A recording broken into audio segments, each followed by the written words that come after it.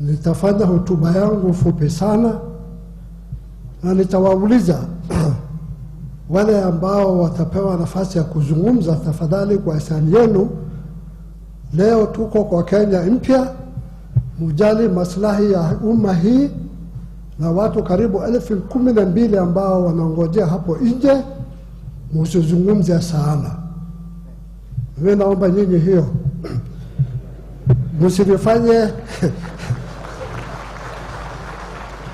msifanye nitoe hii kofia nivae kofia yangu ya PC. Asanteni sana. Mheshimiwa Rais, wakati wewe na mwenzako mulisalamiana, wananchi wa Kenya wamesema ya kwamba nchi hii ilifunikwa na giza ya wasiwasi ya maisha yetu ya siku zijazo. Lakini mliposalamiana, waliona ya kwamba mwangaza umetokea, amani inatambaa kila pahali na umoja ya wananchi umethibitika.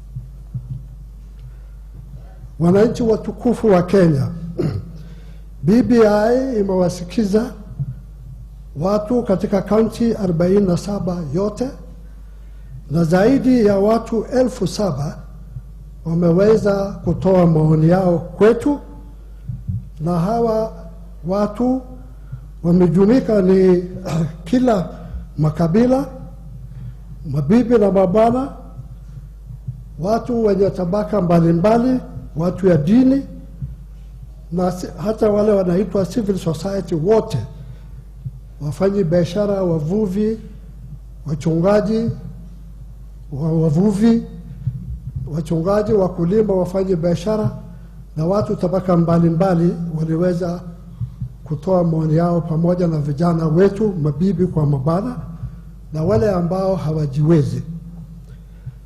Zaidi ya watu 123 waliweza kuwakilisha institutions mbalimbali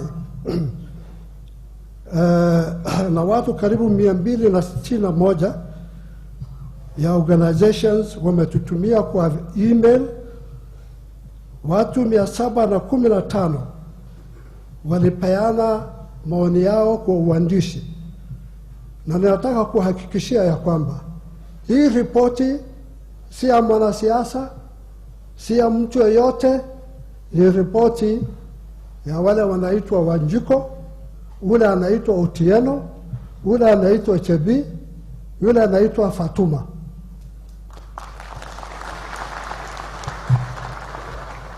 Kwa hivyo puuzilieni mbali watu wenye kusema hivi na vile juu ya ripoti hii ya BBI, kwa sababu ni ripoti ya kwanza katika nchi hii ambao wale watu wanyonge, wadhaifu na walio uwezo wameweza kutoa maoni yao. Mheshimiwa Rais,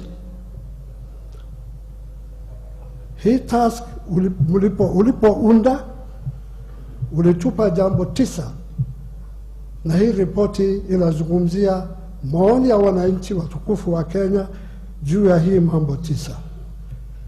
Kuna kitu moja, Mheshimiwa Rais, lazima nitaje.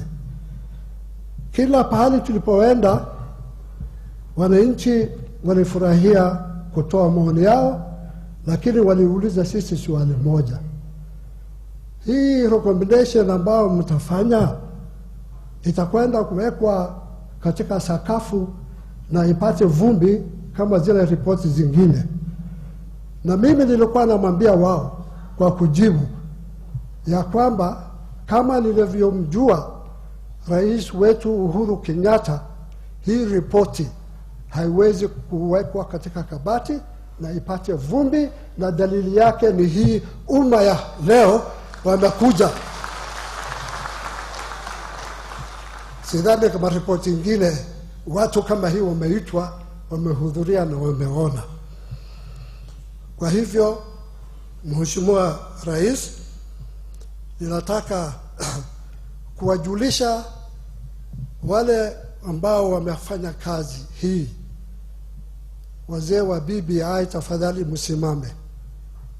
Msimame pahali popote mlipo. Ninajua Wanakenya wanajua, wamesoma kwa runinga, magazeti.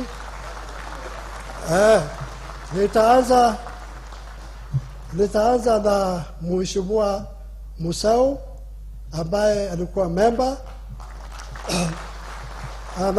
Anafuatiwa na Bishop Okoth, anafuatiwa na retired Major Seye, Mzee Mtundura, Professor Said, mwenyekiti mdogo Professor Adams, Mrs. Mudhama, Dr. Florence, na masekretari, wacha nimalize hawa. Professor wewe umevaa vipi leo? Huyu ni mheshimiwa wa Shomo, alafu Dr. Ronkei. Mimi ni mzee, lakini mmoja alikuwa mzee kuliko mimi. Na huyu alikuwa ni Bishop Lawi. Na Mheshimiwa Emeritus former AG Amos Wako, Bishop Njenga. Alafu nirudi hivi, nianze na Secretariat, Bwana Ambassador Kimani. Na pia kuna Ambassador Karao ambaye alikuwa Chief Administrator wetu, na Secretariat mwingine Bwana Paul Kimani Mwangi, ana Paul Mwangi. Sasa mtukufu Rais, hili kamati kwa miezi 15 tulifanya pamoja kazi bila ugomvi, bila chukuchuku. Kuna waziri wa Tanzania hapa, so utanisamehe hiyo kwa swali yangu. Na wamefanya kazi kwa uaminifu. Mzee, hawa Secretariat wafanya kazi paka saa 8 ya usiku mara nyingine, tukisahihisha yale ambao tunawaeleza wafanye. Na mimi nataka kuwarudishia hawa shukrani kwa hiyo kazi. Pia narudisha shukrani kwa Ambassador Karao ambaye Chief Administrator wetu, ndio alikuwa anapanga safari zetu na mkutano zetu. Asanteni sana. Kwa hivyo, ingawa haiko kwa program, sisi tumefulfill ile handshake. Sasa nitamuuliza my vice chairman asalamia watu tu. Karibu, salamia.